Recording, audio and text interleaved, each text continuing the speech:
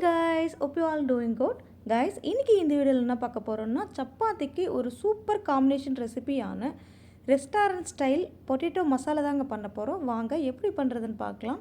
அதுக்கு முன்னாடி இப்போதான் நீங்க எங்களோட சேனல் ஃபர்ஸ்ட் டைம் பார்க்கறதா இருந்தா மறக்காம Subscribe பண்ணிட்டு கூடவே பெல் ஐகான் கிளிக் பண்ணிக்கோங்க. இந்த பொட்டேட்டோ மசாலா பண்றதுக்கு முதல்ல தேவையான உருளைக்கிழங்க ஸ்கின் பீல் பண்ணிட்டு பிறகு இந்த மாதிரி சின்ன சின்ன பீசஸா கட் பண்ணி குக்கரில் சேர்த்துக்கோங்க. இது கூடவே பச்சை பட்டாணியை ஒரு 8 மணி நேரம் தண்ணியில் ஊற வச்சுட்டு பிறகு தண்ணி வடிகட்டிட்டு பச்சை பட்டாணியை மட்டும் இந்த உருளைக்கிழங்கு கூட சேர்த்துக்கோங்க. அடுத்ததான் கொஞ்சமாக உப்பு, 1/4 டீஸ்பூன் மஞ்சள் தூள், தேவையான அளவு தண்ணி சேர்த்து நல்லா மிக்ஸ் பண்ணி விட்டுட்டு குக்கர் மூடி போட்டு ஒரு 3 விசில் விட்டு வேக வச்சுக்கோங்க.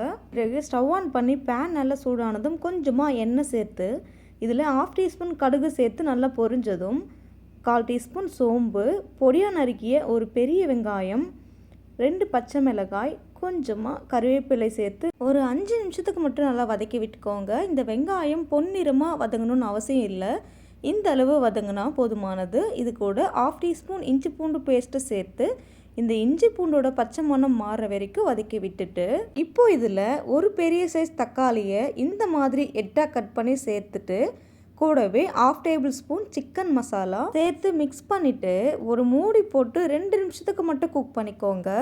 மீன்வாயில் இந்த தக்காளி ஓவர் குக் ஆகாமல் பார்த்துக்கோங்க.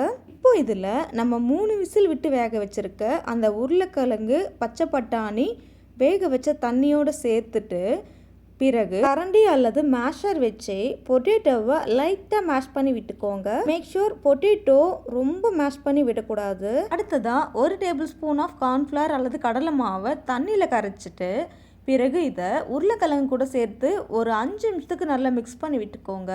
கடைசியாக பொடியை கட் பண்ணின கொத்தமல்லி இலைகளை சேர்த்து சர்வ் பண்ணிக்கோங்க. அவ்வளோதாங்க, நம்மளோட ரெஸ்டாரண்ட் ஸ்டைல் பொட்டேட்டோ மசாலா ரொம்ப சூப்பராகவே ரெடி ஆகிடுச்சு. இந்த பொட்டேட்டோ மசாலா பூரி, சப்பாத்தி, தோசை கூட வச்சு சாப்பிடும்போது ரொம்ப அல்டிமேட்டாக இருக்குங்க. கண்டிப்பாக இதே மாதிரி உங்கள் வீட்டில் ட்ரை பண்ணி பார்த்துட்டு எப்படி இருக்கான்னு கமெண்ட் பண்ணுங்கள். அண்ட் இந்த வீடியோ உங்களுக்கு பிடிச்சிருந்தா லைக், ஷேர், கமெண்ட் அண்ட் மறக்காமல் Subscribe பண்ணுங்கள். தேங்க்யூ ஃபார் வாட்சிங்.